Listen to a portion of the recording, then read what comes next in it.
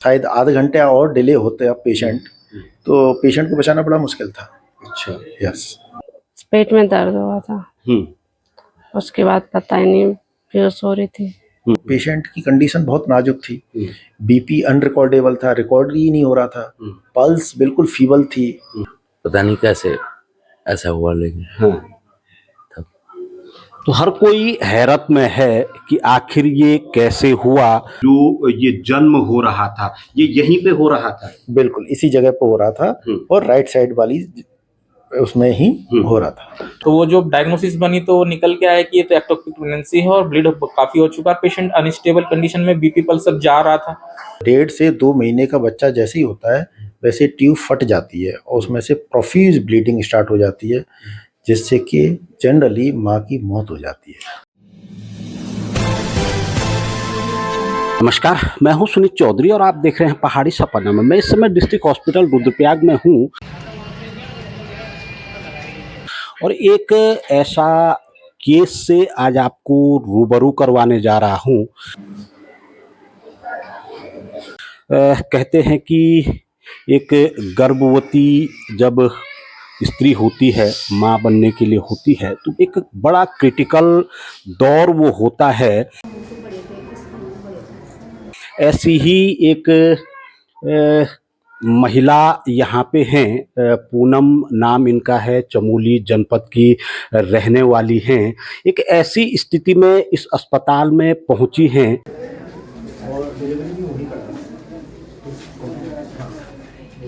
और इस तरीके का वो केस था। हालांकि इसकी जो भी मेडिकल हिस्ट्री है उसको लेकर के मैं जो चिकित्सक हैं उनसे बात करूंगा, मगर इनको कुछ पता ही नहीं होता है।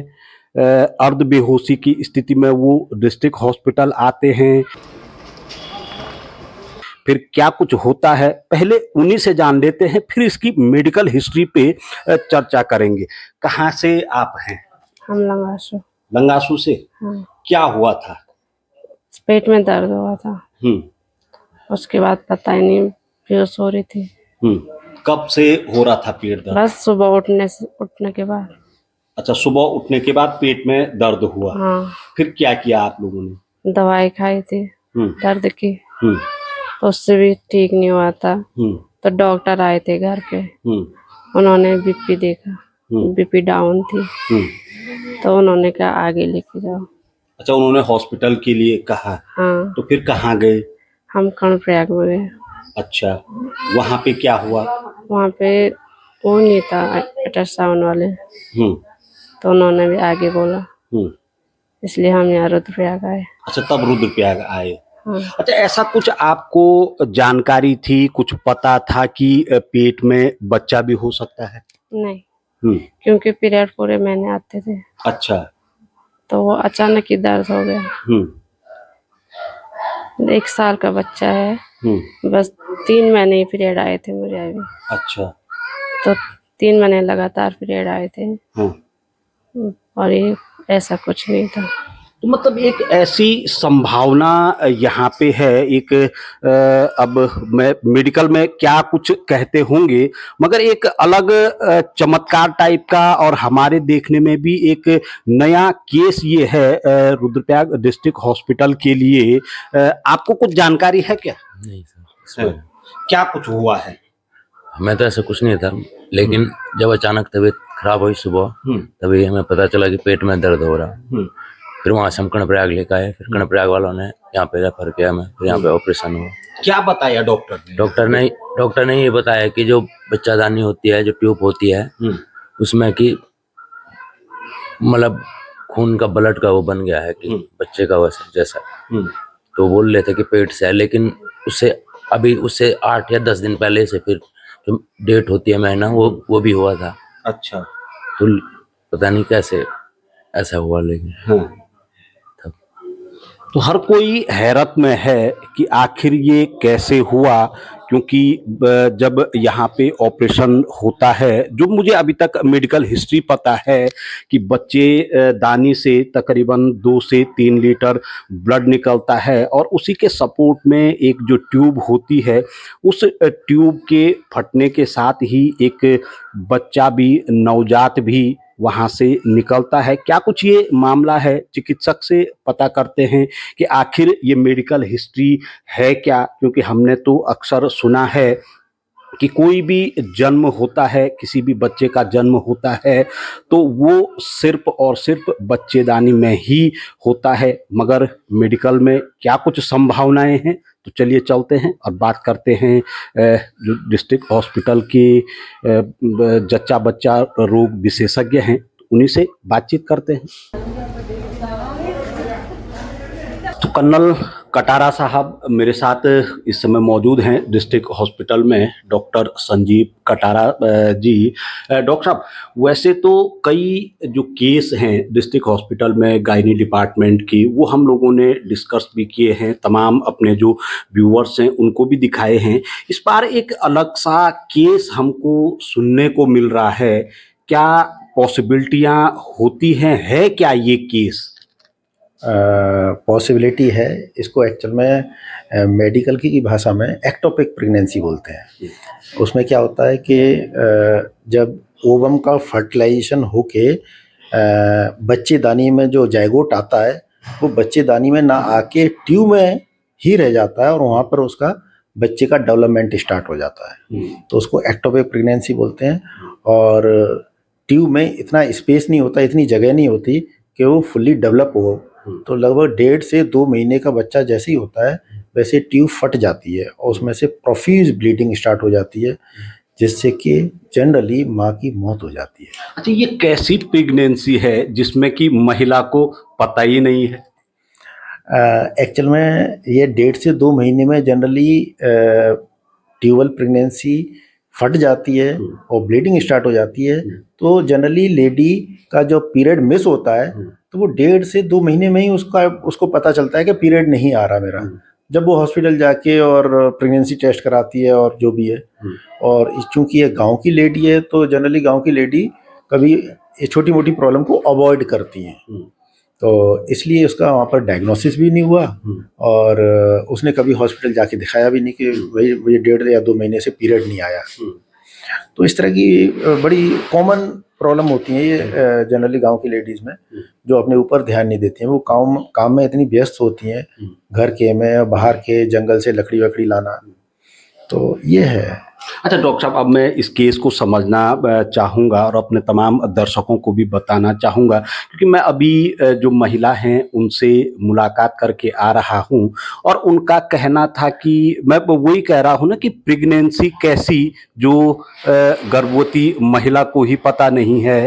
वो कह रही हैं कि मेरे पेट में दर्द हुआ था, यहाँ आकर के अब पता लग रहा है कि कुछ प्रेगनेंसी थी।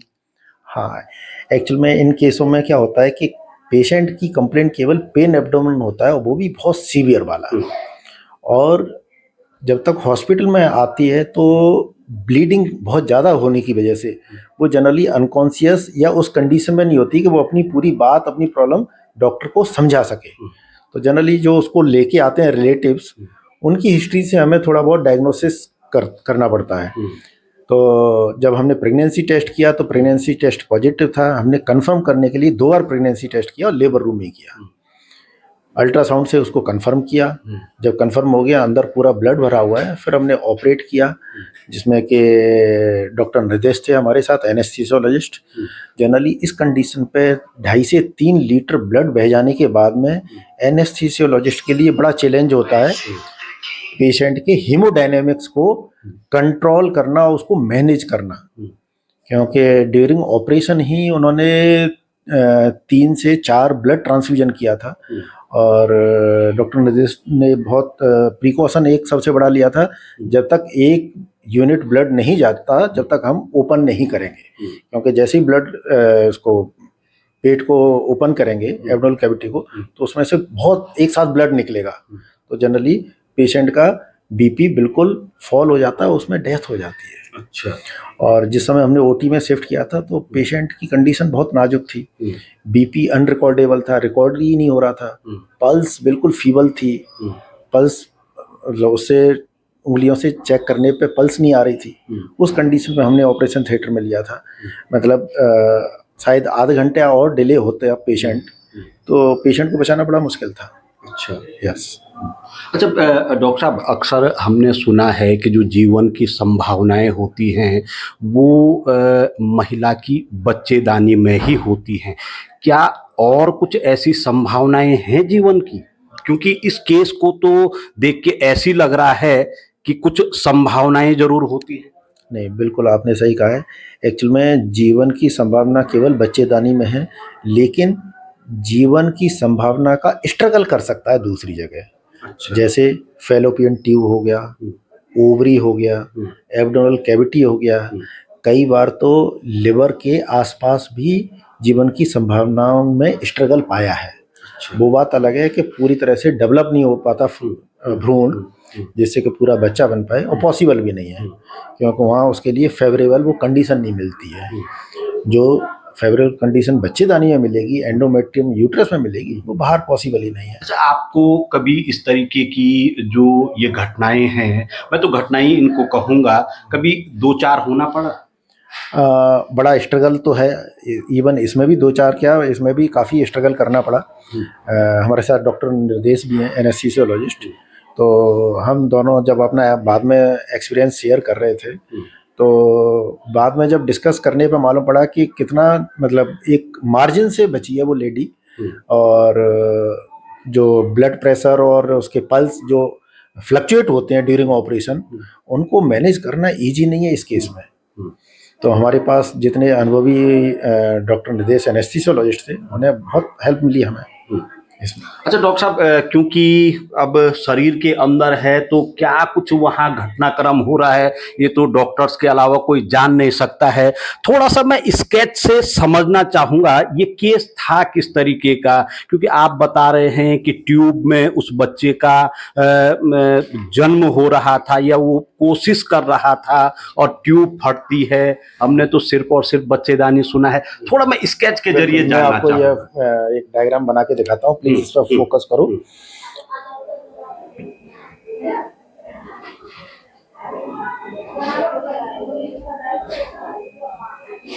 ये मैंने बच्चेदानी बनाई है। अच्छा, ये बच्चेदानी है। ये ट्यूब होती है दोनों तरफ, और बच्चेदानी की दीवार काफी मोटी होती है। ये मैंने दीवार बनाई है बच्चेदानी की।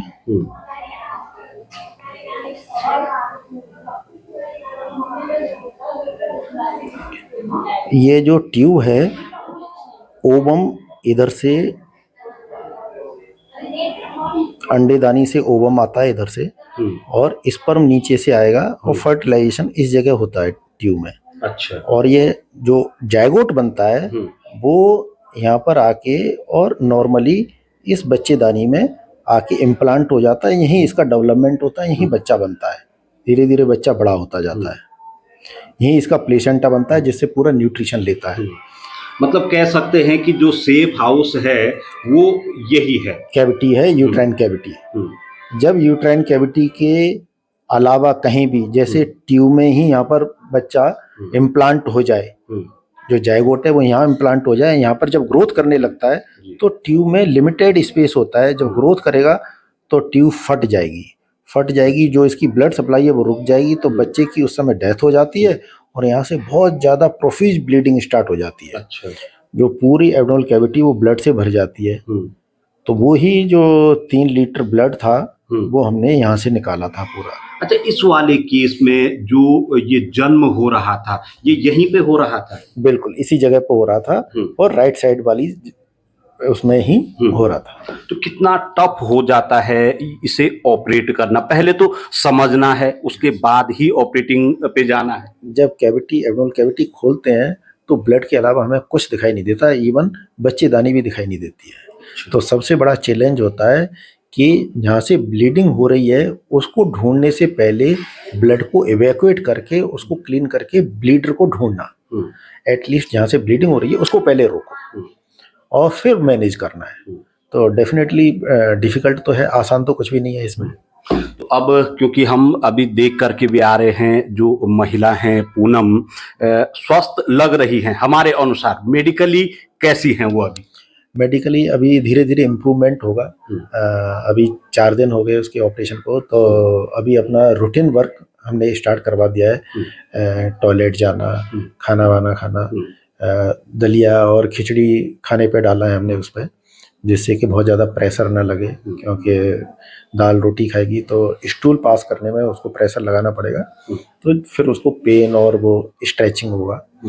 तो अभी हमने सॉफ्ट डाइट पे रखा है, तो धीरे धीरे इम्प्रूवमेंट होगा और फिर अपना 1.5 महीने बाद रूटीन वर्क करना स्टार्ट अच्छा करेंगे। डॉक्टर साहब, एक अंतिम सवाल मेरा है, क्योंकि जब इस तरीके के केस देखने को मिलते हैं, समझने को मिलते हैं, तो फिर सवाल भी उससे पैदा होना लाजमी है।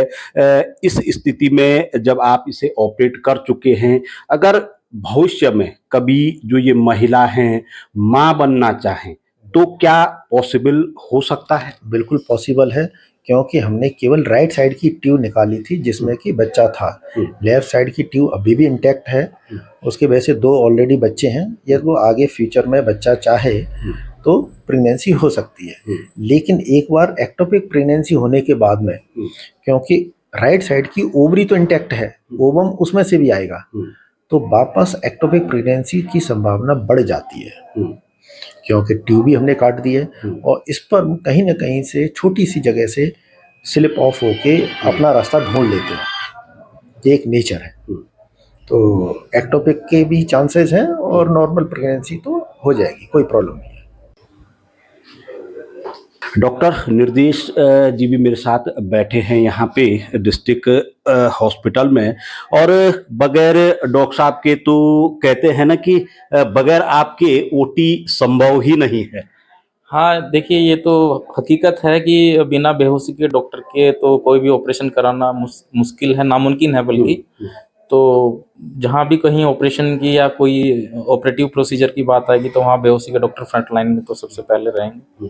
अच्छा डॉक्टर साहब, क्योंकि कोई भी ऑपरेशन होना हो तो आपको तो पहले से ही सब कुछ विदित रहता है कि भाई किस तरीके से कितने घंटे के लिए या मिनट के लिए जो मरीज है उसे बेहोश करना है। जब इस तरीके की कंडीशनें आती हैं, क्योंकि मेडिकल लाइन में तो हर समय रिस्क ऑन टेबल होता है, क्या कुछ ऐसे में होता है? इस वाले केस को लेकर के क्या आपका ऑब्जर्वेशन?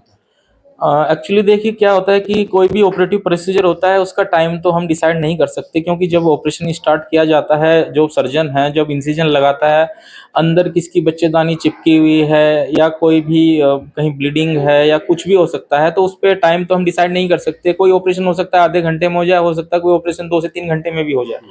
तो ये तो कोई वो नहीं है कि इसमें कोई फिक्सेशन नहीं है कि टाइम का कोई पाबंदी है कि भाई वो। सबसे पहले ये होता है कि कोई भी ऑपरेटिव प्रोसीजर हो, हमारी सबकी प्रायोरिटी ये होती है कि हमें किसी भी तरह मरीज की जान को सेव रखना है, हमें उसको कुछ नहीं होने देने से बचाना होता है। तो यही होता है। अब इस केस के बारे में अगर मैं बात करूं तो जो ये केस थोड़ा अलग हटके इसलिए होता है कि नॉर्मली जो हमारे यहाँ 2 तरीके की सर्जरियां होती हैं। एक सर्जरी जो होती है जो इमरजेंसी सर्जरी होती है, जिनको आपको करना ही होता है, उनको हम रोक नहीं सकते हैं, तो वो लाइफ सेविंग सर्जरी होती है। दूसरी जो सर्जरी हमारे यहाँ होती है वो होती है हम लोग प्लेन सर्जरी कह सकते हैं। प्लान सर्जरी है, जिनको हम करते हैं कि भाई ये इनको डेट दी गई है कि जैसे पित्त की थैली का ऑपरेशन है या कोई और सर्जरीज रहती है। तो उसमें क्या होता है कि अब इस सर्जरी की अगर हम बात करें कि ये पेशेंट जो है ये हेमोडायनामिकली अनस्टेबल थी, इसका मतलब ये था कि इसका 2 से 3 लीटर पहले से ब्लड लॉस था। जब हमारे पास हमारे रिगार्डिंग इसके लिए हमारे पास एक कॉल आया था कर्णप्रयाग सब डिस्ट्रिक्ट हॉस्पिटल से, तो वहाँ के लोगों ने हमसे ये कहा कि हमारे यहाँ ब्लड बैंक की सुविधा नहीं है और प्लस हमारे यहाँ गायनी के डॉक्टर भी अवेलेबल नहीं है और ये पेशेंट जो है हमारे पास शॉक में आए हैं, अब इसके अंदर कोई मूवमेंट नहीं है। तो फर्स्ट ऑफ ऑल मैंने उनसे पूछा कि अगर मूवमेंट नहीं है तो फिर आप आगे क्यों भेज रहे हैं, क्योंकि जब उसमें कुछ मूवमेंट नहीं हो रहा पेशेंट, तो मेरा सवाल था उनसे। तो वे कह रहे हैं कि जस्ट हमारे पास आइए, अभी हमें ये भी डिटेक्ट नहीं है कि प्रेग्नेंट है ये, और हमारे हिस्ट्री में भी कुछ बताएंगे, लेकिन पहले कभी जो पेशेंट है उसने कोई हॉस्पिटल विजिट भी नहीं करी हुई थी। तो फिर हम जब उसको फ्लूइड वगैरह कुछ लगाया तो उसमें कुछ मूवमेंट हुआ, तो उन्होंने हमसे कहा कि इमीडिएटली हम इसको भेज दे रहे हैं, हमारे पास अल्ट्रालॉजिस्ट भी नहीं है, अल्ट्रासोनोलॉजिस्ट भी नहीं है, तो अगर कुछ पॉसिबिलिटी है तो आप इसको देख लो, नहीं तो फिर आगे जैसे मैनेज होगा। तो अब इसमें एक सीन ये हुआ कि ये जो केस है इसका 10:30 बजे के आसपास संडे वाले दिन कॉल आया था। अब जाहिर सी बात है कि संडे एक सरकारी कर्मचारी या जितने भी लोग होते हैं उनके लिए संडे एक बड़ा दिन होता है कि उनको अपने रूटीन काम भी करने होते हैं, एक दिन छुट्टी मिलती है। तो हॉस्पिटल में सिर्फ इमरजेंसी रनिंग करती है, बाकी सब लोग जो है ऑन कॉल रहते हैं। तो अब जैसे कॉल आया था तो फिर अब अलर्ट होना ही होता है। तो मैंने डॉक्टर संजीव कटारा सर से फोन पे बात की कि सर ऐसे ऐसे एक केस के रिगार्डिंग हमें इन्फॉर्मेशन मिली है और हम अपनी टीम को रेडी करने के लिए आप वो कर दीजिए, अलर्ट कर दीजिए अपनी। तो हमारी जो ओटी की टीम है वो टाइम से 20-25 मिनट पहले ऑपरेशन थिएटर में पहुंच गई। हमारे ब्लड बैंक के अधिकारी जो हैं, कर्मचारी हैं, जो सब टाइम पे पहुंच गए। और उसके बाद जब हमारे पास पेशेंट रिसीव हुआ, सर भी बल्कि ऑन कॉल करते रहे कि यार 20 मिनट हो गए हैं, अभी तक मरीज पहुंचा नहीं है। मैं भी इमरजेंसी में 1 घंटे से वेट कर रहा था। तो जैसे ही हमारे पास मरीज आया तो हमने सब लोगों ने, बल्कि गाड़ी से हम लोगों ने खुद रिसीव कराया मरीज को। उसके बाद हमने शिफ्ट कराया। फिर हमारे जो जितनी भी टीम थी वो सब अलर्ट हो गई और हमने पेशेंट को पहले शिफ्ट कराया। डॉक्टर साहब ने एग्जामिनेशन किए, हमारे जो गायनिकोलॉजिस्ट हैं जो, उन्होंने एक्सपर्ट। तो उसके बाद फिर हमारा फ्लूइड वगैरह लगा के पेशेंट को मैनेज करने की कोशिश की। उसके बाद हमने अपने जो डॉक्टर एस के द्विवेदी सर है, जो हमारे यहाँ रेडियोलॉजिस्ट हैं, उनसे तुरंत हमने पेशेंट को शिफ्ट करा के अल्ट्रासाउंड से कंफर्म किया कि एक्चुअल में ये है क्या। तो वो जो डायग्नोसिस बनी तो निकल के आया कि ये तो एक्टोपिक प्रेगनेंसी है और ब्लीड काफी हो चुका है। पेशेंट अनस्टेबल कंडीशन में, बीपी पल्स सब जा रहा था। तो इस कंडीशन में एक ही ऑप्शन बचता था हमारे पास कि कैसे भी करके भी ये जो ब्लीडिंग साइट है, जब तक हम उसको रोकेंगे नहीं तो उसको बचाना पाना मुश्किल। और आगे भेजने का भी ये रहता है कि सपोज करिए अगर हम उसको श्रीनगर या आगे कहीं भेजेंगे तो पेशेंट जैसे ही गाड़ी से जाएगा तो वो पेशेंट जो है वो हिलेगा। तो जो साइड जो क्लॉट, कई बार क्लॉट की वजह से ब्लीडिंग थोड़ा धीमे हो जाती है, वो जब क्लॉट हिलेगा तो वो ब्लीडिंग और तेज हो जाती है। तो ऐसे में आगे जाने में भी मान के चलिए कि अगर 1 घंटा भी वेस्ट हो रहा है तो उसमें 1 लीटर ब्लड और ऐड कर लीजिए तो फिर उसका बच पाना बहुत मुश्किल होता है। तो हम लोगों ने फिर तैयारी की, हम ओटी में लेके गए, हमने ब्लड मंगाया। जब हमने स्टार्ट किया तो उसका बीपी 70-60 के अराउंड सिस्टोलिक था, जो कि नॉर्मली हम 100 से ऊपर मान के चलते हैं। तो ऐसी कंडीशन में, और अभी हमने इंसिजन भी नहीं लगाया है, तो उसमें ये रहता है कि जैसे इंसिजन लगाएंगे, अभी बीपी 60 से चल रहा है, तो जैसे इंसिजन ब्लड लॉस हो जाएगा तो ऑन टेबल ही डेथ हो जाएगी पेशेंट की। कई बार ऐसी कंडीशन होती है।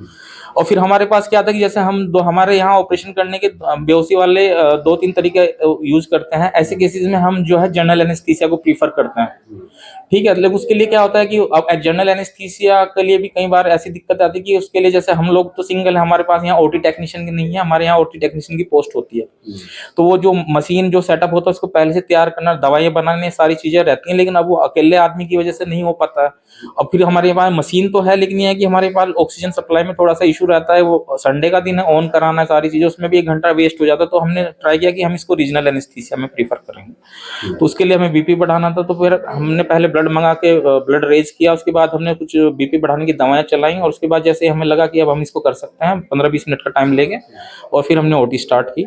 और इस बीच में फिर हमने 2 से 3 लीटर जब लॉस हुआ था उसको 1-1.5 लीटर ब्लड जो हमने रिप्लेस भी किया है। लेकिन ये कि बहुत चैलेंजिंग रहता है कि क्योंकि पेशेंट की जो हार्ट और जो उसका बीपी, जो उसका हार्ट रेट है, बीपी है, उससे ज्यादा हम लोगों का रहता है कि अप डाउन हो रहा है, 140 तक हार्ट रेट चला गया और उसको भी मैनेज करना है, बीपी लगातार फॉल हो रहा है। तो ये बहुत सारा चैलेंजिंग रहता है, बहुत रिस्की भी होता है। लेकिन अब काम है और हम लोग इस चीज के लिए ट्रेन भी रहते हैं, तो हमें अपने ऊपर भी विश्वास होता है कि नहीं, हम कर लेंगे। तो हम उसको पेशेंट को सही से निकाल के लाए हैं। हम 3 दिन हमने इसको आईसीयू में भी रखा है और उसके बाद पेशेंट बिल्कुल नॉर्मली स्टेबल है और होपफुली कि 1-2 दिन में डिस्चार्ज भी हो ही जाएगा। तो ये